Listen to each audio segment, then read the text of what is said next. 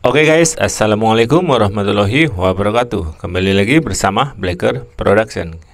Kali ini kita akan melihat di mana Hotman Paris, Yusril Mahendra dan Profesor Otto saksi 01 itu hanya bicara omong-omong saja ya guys. Kita lihat videonya ya bosku.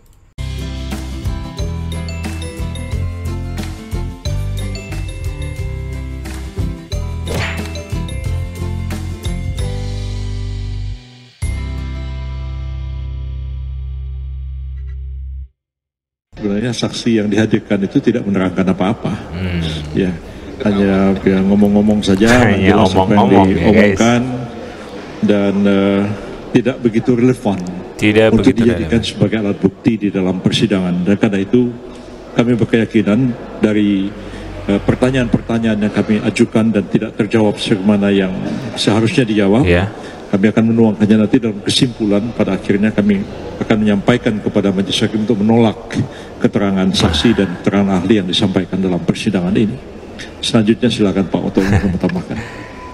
Masih bicara berarti omong-omong ya guys dari pihak 01 terkait sengketa Pilpres Pemilu. Oke, lanjut ke Profesor Otto. Teman-teman semuanya, seperti yang Pak Yusril katakan tadi itu, memang kalau kita lihat tadi, kita dengar bersama kayak ahli-ahli yang diajukan itu tidak pernah menjelaskan tentang kasusnya. Yang dicerahkan juga narasi-narasi juga dan ketidakpuasan terhadap persidangan ini. Jadi sama sekali jauh panggang dari api, ya, jauh panggang dari api. Saksi fakta yang diajukan itu lebih parah lagi. Salah satu contoh umpamanya tadi ada saksi dari luar negeri bercerita tentang bagaimana sirekap dan sebagainya, tapi ketika kita tanya ada aslinya atau tidak, nggak ada, dia nggak bisa dapat. Iya, diminta bukti, ada nggak bukti aslinya? Jawabnya nggak ada guys, kan aneh ya guys. Kan, jadi dari mana kita tahu? Ya dia lihat hanya dari apa? Dari screenshot. Nah, bagaimana kita bersidang di pengadilan yang mulia ini membicarakan suatu bukti asal usulnya kita tidak tahu, aslinya tidak ada. Nah, kira-kira begitulah kualitas daripada saksi yang disampaikan.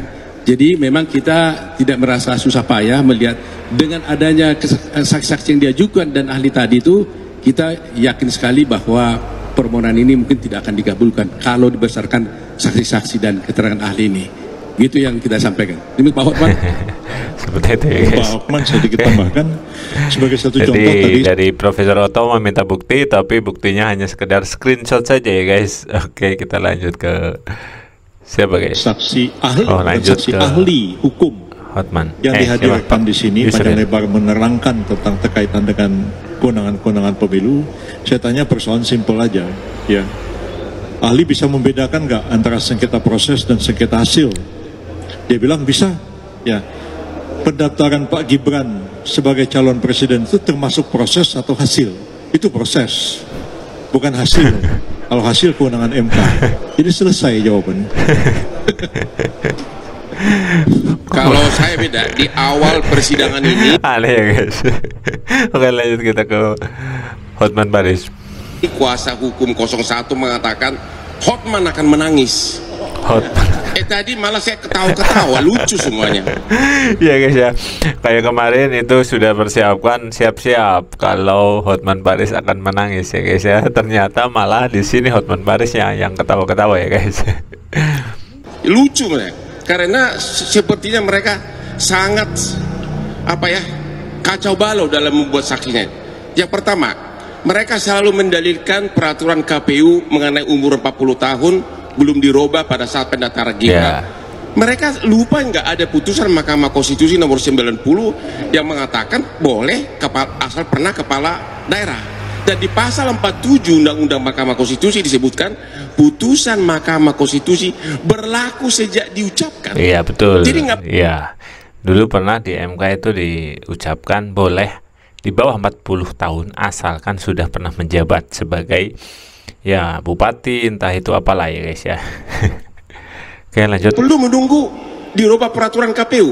Yang kedua, yang paling lucu bikin saya ketawa adalah tadi ada ahlinya mengatakan bahwa Jokowi melanggar undang-undang korupsi bansos, melanggar undang-undang APBN.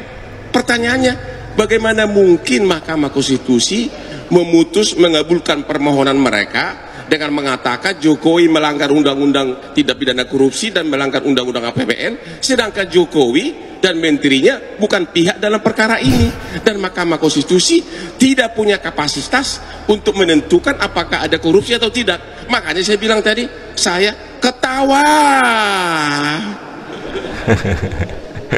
Jadi begini, tadi juga misalnya ahli menerangkan bahwa satu pejabat penyelenggara negara atau birokrasi itu tidak bisa mengambil satu kebijakan berdasarkan vonis pengadilan. Nah, dia bilang putusan Mahkamah Konstitusi itu vonis dalam bahasa Belanda katanya. Pak Kaligis itu lebih tua dari saya, bahasa Belandanya jauh lebih bagus dari saya. Iya, Pak Kaligis bisa terangkan nanti vonis itu artinya apa dalam bahasa Belanda ya. Dan putusan Mahkamah Konstitusi itu bukan vonis karena tidak mengadili orang.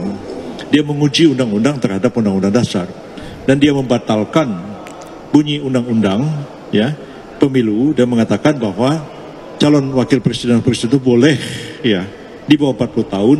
Sebenarnya saksi yang dihadirkan boleh di bawah 40 tahun, dan itu sudah ditetapkan. Sudah diputuskan. Oke guys, itulah sekian video pembahasan dari Hotman Paris, Yusril Mahendra, dan Profesor Otto. Sekian, wassalamualaikum warahmatullahi wabarakatuh.